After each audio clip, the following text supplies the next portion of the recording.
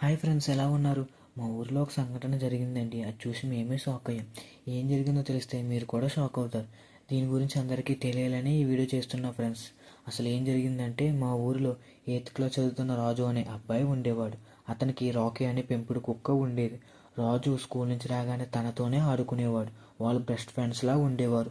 రాజు ఎక్కడికి వెళ్ళినా రాకీ వెంట వెళ్ళేది. ఒక రోజున రాజు మరియు రాకీ రోడ్డు మీద వెళ్తూ ఉండగా ఒక లారీ వేగంగా వస్తుంది.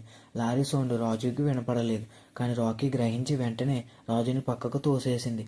కానీ లారీ రాకీని గుద్ది వేగంగా వెళ్ళిపోయింది. రాజు బతికిపోయాడు, కానీ రాకీకి దెబ్బలు తగిలాయి. రాజు రాకీ దగ్గరికి వెళ్ళి, రాకీ లెగు రాకీ, రాకీ లెగు రాకీ అంటూ రాకీని హత్తుకుని అక్కడే ఏడ్చేశాడు. వాళ్ళు 2 వీక్స్ హాస్పిటల్లోనే ఉన్నారు. ఊరంతా రాకీ గురించే మాట్లాడుకునేవారు. లారీ డ్రైవర్ వచ్చి క్షమాపణ చెప్పాడు. ఇంతకీ అతడు రాజు వాళ్ళ బాబాయ్ అంట.